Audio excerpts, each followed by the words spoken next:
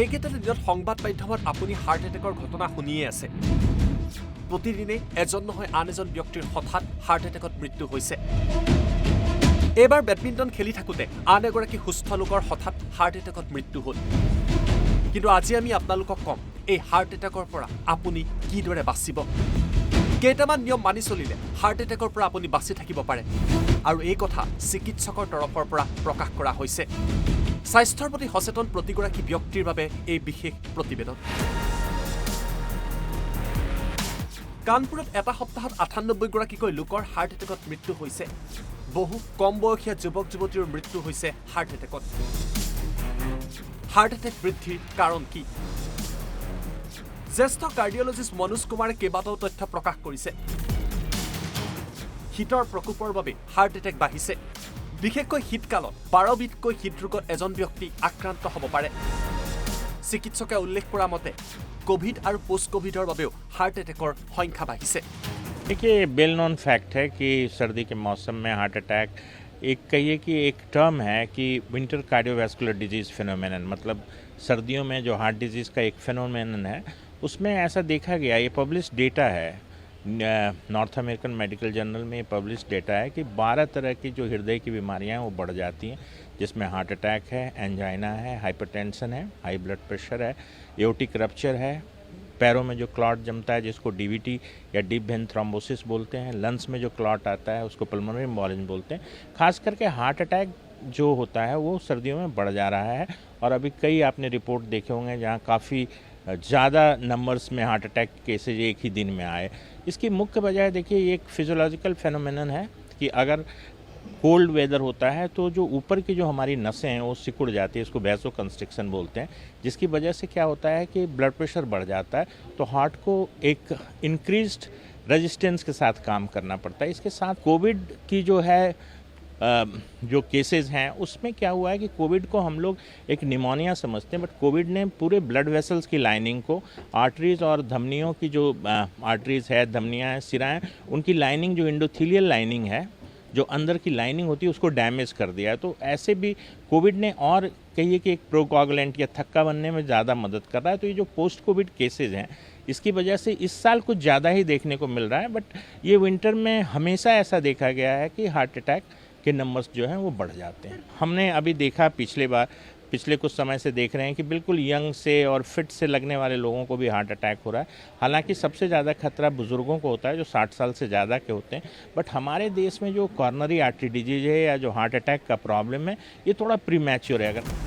पिछे आमी आपलोকক কৈছিলো যে हार्ट अटैकर পৰা কিদৰে বাচিব এই কথাও চিকিৎসকে বৰ্ণনা কৰিছে। ঠাণ্ডা দিনত প্ৰাতঃ ভ্ৰমণলৈ নাযাব। বহু লোকে শীতৰ দিনতো মৰ্নিং ৱাক কৰে, কিন্তু চিকিৎসকে কৈছে সূৰ্যোদয় নোহোৱাকৈ ঠাণ্ডাৰ দিনকেইটাত ৰাস্তাত আপুনি খোজ নাকাঢ়িব। বিশেষকৈ বয়োজ্যেষ্ঠ লোকসকলক এই নিয়ম মানি চলাৰ আহ্বান কৰা হৈছে। सब लोगों को ये कहता हूँ कि जब टेम्परेचर बहुत कम हो, जैसे अभी दिल्ली में आपने देखा हुआ लोएस्ट टेम्परेचर 1.8 डिग्री सेंटीग्रेड था, ऐसे में आप मॉर्निंग वॉक पे जाते हैं तो निश्चित तौर पे स्ट्रोक और हार्ट अटैक का खतरा बढ़ जाता है। तो अधिकांश लोगों को मैं मना करता हूँ कि आप मॉर्निंग वॉक में नहीं जाएं, सनराइज़ होने के बाद ही वॉक के लिए जाएं, क्योंकि जब सडन एक्सपोजर होता है कोल्ड का, सिवरिंग होती है, आपको कपकपाहट होती है, उस समय सडनली ऑक्सीजन डिमांड जो है हार्ट की बढ़ जाती है और इसकी वजह से ऐसा देखा गया है कि कोल्ड के स्ट्रेस से या एक्सपोजर से भी प्लाक रप्चर्स हो जाते हैं। देखिए हार्ट की जो धमनियां हैं, कॉर्नरीज आर्टरीज, उनकी दीवारों पे थोड़ा चर्बी जमा रहता है। जब ये फटता है, ब्लड के साथ मिक्स होता है तो क्लॉट बनाता है, इसलिए हार्ट अटैक को हम लोग एक एथेरोथ्रोम्बोटिक डिजीज़ बोलते हैं। तो मॉर्निंग वॉक बिल्कुल अवॉइड करना चाहिए, खास करके जो एल्डरली हैं, जो 60 ईयर्स से ज़्यादा के हैं या जिनकी कोई प्रायर हिस्ट्री रही है हार्ट डिजीज़ की, उनको बिल्कुल मॉर्निंग वॉक पे थोड़े दिन के लिए नहीं जाना चाहिए। यार पिছত चिकित्सके কৈছে জাৰৰ দিনত ভালকৈ গৰম কাপোৰ পিন্ধক। আপুনি যিটো ৰুমত থাকে সেই ৰুমৰ উষ্ণতা বহাই ৰাখক। ঠাণ্ডাত বাহিৰলৈ যোৱাৰ সময়ত ভালকৈ টুপি পিন্ধি যাওক যাতে আপোনাৰ মূৰত ঠাণ্ডা নালাগে। অতিপাত ঠাণ্ডাত হাত মোজা পৰিধান কৰক। सबसे इम्पॉर्टेंट चीज़ है कि आपकी क्लॉथिंग जो है वो कपड़े लेयर्स में होने चाहिए। रूम का टेम्परेचर अगर आप मेंटेन कर सकते हैं हीटिंग से तो बहुत बेहतर है। जब भी आप बाहर निकलते हैं तो कम से कम अपना सर ज़रूर ढक के जाएं, क्योंकि सर का जो सरफेस एरिया होता है बहुत ज़्यादा होता है, इसलिए वहाँ से हीट लॉस बहुत कॉमन है। ग्लव्स पहने है, अपने सर पे पगड़ी बांधें या कुछ भी टोपी पहने, जिससे कि आपका जो हीट लॉस कम हो। আনহাতে শীতৰ কালত বহুত লোকে সুৰাপান কৰে আৰু ধাৰণা আছে সুৰাপান কৰিলে দেহৰ উষ্ণতা বৃদ্ধি পায়, কিন্তু চিকিৎসকে কৈছে এয়া এক ভ্ৰান্ত ধাৰণা। জাৰৰ দিনত সুৰাপান কমাওক, সিগাৰেট যদি আপুনি সেৱন কৰে সেয়াও কমাই আনক আৰু তাৰ লগতে ভাল খাদ্য খোৱাত গুৰুত্ব দিয়ক। देखिए, एक मिथ्या है कि लोग घर में अल्कोहल वगैरह लेते हैं और सोचते हैं कि अल्कोहल से वार्म हो जाता है बॉडी।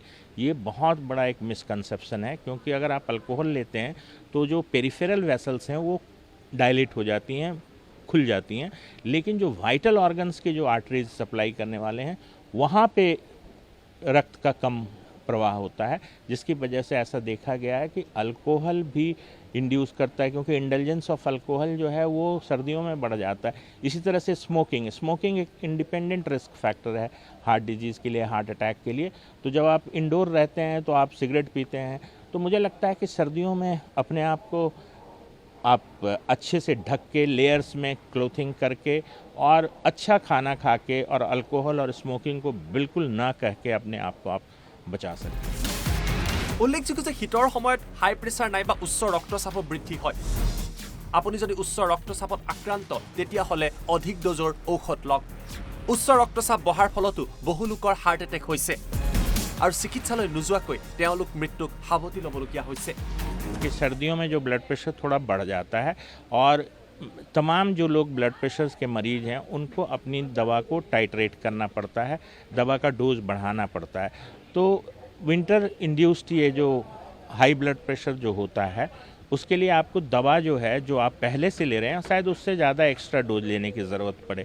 और जिस तरह की घटना हुई कानपुर में और जो डेटा वहाँ से आया है उसमें बहुत सारे ऐसे लोग थे हार्ट अटैक के जो अपने अस्पताल तक इलाज के लिए नहीं पहुँच पाए, क्योंकि सडन कार्डियक डेथ का इंसिडेंस भी सर्दियों में काफ़ी बढ़ जाता है। डिफिनीसन अगर आप देखें सडन कार्डियक डेथ का तो सिम्टम्स या लक्षण शुरू होने के 1 घंटे के अंदर अगर मौत हो जाती है तो इसको हम लोग सडन कार्डियक डेथ बोलते हैं। तो मुझे लगता है कि सर्दियों में निश्चित तौर पे ज़्यादा सजग रहने की ज़रूरत है हार्ट डिजीज़ से बचने के लिए।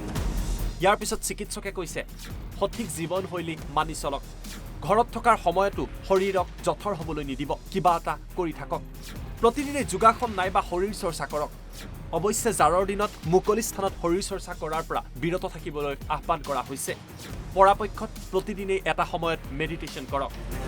सेडेंट्री लाइफ स्टाइल जो है 21st सेंचुरी का सबसे ज़्यादा मतलब कहिए कि इम्पॉर्टेंट रिस्क फैक्टर बन गया है। तो सर्दियों में लोग घर में दुबके रहते हैं और आउटडोर एक्टिविटीज़ बंद हो जाती है, तो निश्चित तौर से ये भी एक फैक्टर होता है। बट मुझे एक सुझाव है जो सब दर्शकों को मैं ये बताना चाहूँगा कि आप घर में ही एक्टिव रहिए, हाउस होल्ड एक्टिविटीज़ में एक्टिव रहिए, जिसकी वजह से आपको जो है आपका शिथिल नहीं पड़ेगा, आपका रूटीन जो है वो सेडेंट्री नहीं होगा, बट डेफिनेटली आउटडोर एक्टिविटीज़ को कम करना होगा। देखिए, जो रिकमेंडेड फिजिकल एक्सरसाइज है वो मॉडरेट इंटेंसिटी एक्सरसाइज आपको 150 मिनट पर वीक करनी चाहिए, और ये करनी चाहिए चाहे सर्दी हो चाहे गर्मी हो। बट ये है कि बाहर जाके खुले में एक्सरसाइज करने से बचना चाहिए। आप इंडोर एक्सरसाइज करें, योगा मेडिटेशन करें, और घर के अंदर भी अगर आप कॉरिडोर में भी घूम रहे हैं, थोड़े क्लोज स्पेस में भी घूम रहे हैं तो कोई दिक्कत नहीं है। आपकी फ़िज़िकल एक्टिविटी इतनी होनी चाहिए जो कि पूरी कर दे कि आप 10,000 स्टेप्स पर डे चल ले रहे हैं। आप कहीं चलते हैं, खुले में चलते हैं, बाहर चलते हैं, सुबह के समय चलते हैं, इससे कोई फ़र्क नहीं पड़ता। आप घर के अंदर भी चलते रहें, आसपास जहाँ कवर्ड एरिया है, जहाँ कोल्ड एक्सपोजर बहुत ज़्यादा नहीं है, वहाँ भी चल लें। बट मुझे लगता है कि फिजिकल एक्टिविटी कंटिन्यू रखें। সমান্তৰালভাৱে শৰীৰত ভিটামিন ডিও আপুনি কম হ'বলৈ নিদিব। যদি শৰীৰত ভিটামিন ডি কমি যায় তেতিয়াহ'লে ই এক হাৰ্ট এটেকৰ কাৰণ হ'ব পাৰে। ইয়াৰ বাবে ৰ'দৰ পোহৰ লোৱাৰ বাবে আহ্বান কৰা হৈছে, আৰু যদিহে আপুনি ৰ'দ ল'ব নোৱাৰে তেতিয়াহ'লে ভিটামিন ডিৰ ঔষধো গ্ৰহণ কৰিব পাৰে। एक विटामिन डी सप्लीमेंट्स जरूर लें, क्योंकि विटामिन डी का लो होना भी एक इंडिपेंडेंट रिस्क फैक्टर है हार्ट अटैक के लिए। बैठना है, नहीं तो आपको विटामिन डी की सप्लीमेंट्स आती है, गोलियां आती हैं, हर हफ्ते एक गोली ले लें जब तक ये फिर से मौसम थोड़ा सुधर नहीं जाता। এগৰাকী চিকিৎসকৰ এইসমূহ পৰামৰ্শ যদি আপুনি মানি চলে হাৰ্ট এটেকৰ লগতে আন হৃদৰোগৰ পৰা বাচি থাকিব পাৰিব। সকলো বয়সৰ ব্যক্তিয়ে এই নিয়মসমূহ মানি চলাটো নিতান্তই প্ৰয়োজন। ব্যুৰো ৰিপৰ্ট, অসম লাইভ 24।